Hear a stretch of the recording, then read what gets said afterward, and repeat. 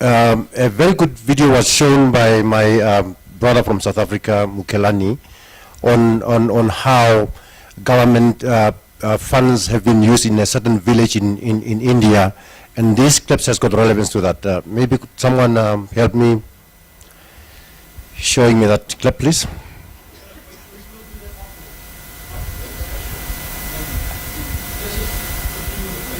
All right, okay. Thank you.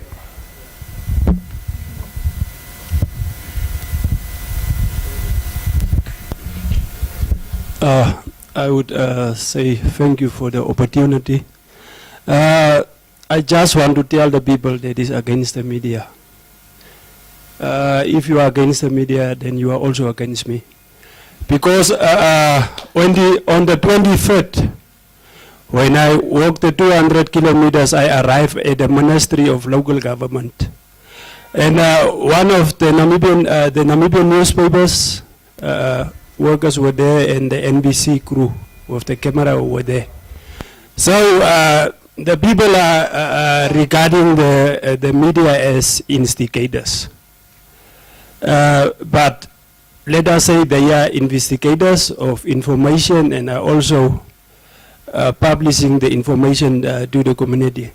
So I went into the ministry's office, and these people, they were together with me, the cameraman and of NBC and the Namibian newspaper, Mrs. Kefren Sassman.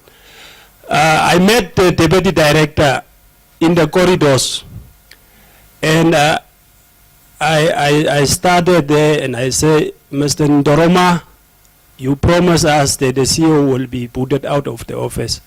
But when he realizes, look around me, he see the media, and his eyes was popping out. He said, no, I cannot talk to them. I told him, Mr. Ndoroma, if there is no sense in your ministry, why can't the media hear, or why can't you reveal it? And later we proceeded on to the PS. The PS also didn't want to talk to the media. I also asked, if your side of the story is clean, I'm challenging you. Let us go and sit around the table. Let the media sit at one side, hear my story and hear your side. But she refused. She was begging the media must not attend, and it was only me and her. So I'm encouraging the media. We know that if scandals and shame of certain individuals are revealed, they are coming up with these bad reports that the media are exaggerating. Unless your consciences are not condemning you, keep on what you are doing. Report the truth as it is. I think we have to wrap up the session now. I'd just like to respond to what Joris and Robin referred to in us using online interfaces to communicate with our audiences. There's a cost implication, and nowhere is having an online presence paying off. 2 weeks ago I was in Germany, and I visited various media organizations, magazines, newspapers, and all of them are growing exponentially online, but their core media product, the hard copy, was suffering. They were laying off journalists by the hundreds, and because the online departments weren't paying, apps aren't paying, social networks aren't paying. People can access information on various platforms, on various websites. They can go anywhere for the information. So for us, it doesn't make business sense at this point in time. In Namibia, 200,000 people, that's 10% of the population, less than 10%. Smartphones have a penetration of, I think, 5%. So developing apps for smartphones does not make business sense at this point in time. Venturing too deeply into social networking with our content does not also make sense at this point in time. The SMSs do work. They do still work. And people respond to them, and Gwen was making examples. And I used to also compile at the Namibian, on occasion, the SMS pages. And people were really responding to the service. You can't put all of it up in the newspaper. You have to make a decision. But they do work. So I mean, for us, when we talk about using the new platforms, making use of online and smartphones and things like these, this comes with a cost for us, especially in an environment like ours where advertising is limited, so revenue streams are limited, and we have to make do and compete with all the other titles, broadcasters for the same advertising revenues. Do you want to respond to that as well?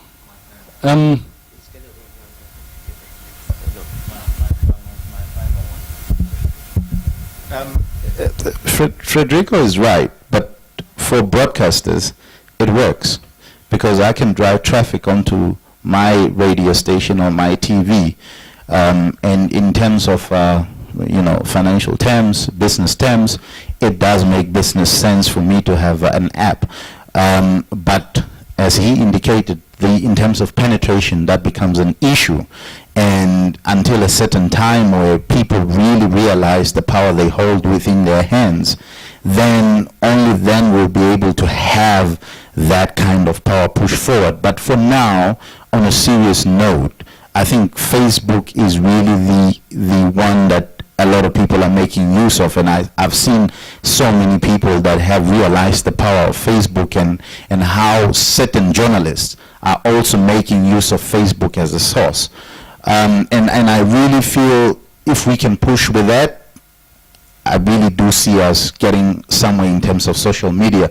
And I just basically wanted to indicate that. But it has really made a lot of newspapers suffer and magazines suffer in other countries, and I think even the New York Times has suffered because of that. But the web is the way to go, and we can only make use of it based on the education that we have given our nation overall, because it makes no sense for me to have an app that people are not making use of. But in reality for us it's working. In terms of streamlining as well, we stream live, all of those things we are using, but it is really working in that regard.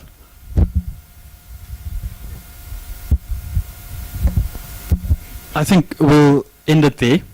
I just want to say in rounding up, I think the challenge as citizens, as media consumers, the challenge is for all of us to demand more in terms in the context of access to information, to demand more, to demand better from our media content providers, especially when it concerns issues of national importance, of health, of politics, of how public funds are spent, these sorts of issues. And this, the issue of passivity in terms of how we interact with information in Namibia, which is not actually just in Namibia. It's basically something that afflicts media environments around the world. But I think that's an issue that, because we're also part of civil society, we're also part of decision-making structures in some form. Every one of us as citizens, as media consumers, has the responsibility and should take responsibility for making use, optimal use, of the platforms that are available to demand information, and also, if we feel there's information that needs to be put out there, to supply information, and not just any sort of quality information that people can actually use to improve their lives. And that's the challenge, I think, for all of us, how we interact through media platforms with information and improve these communication media. On that note, I think we'll end it off there. Thank you very much.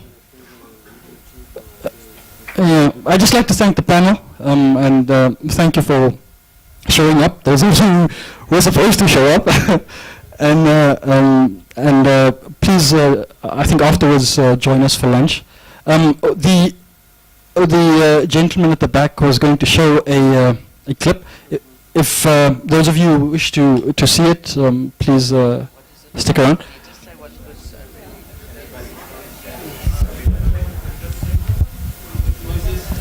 It's supposed to be a 1-minute clip that makes a point of. This is going to be a very short thing. It's a 1-minute clip video about the use of video in rural areas in terms of dissemination of information.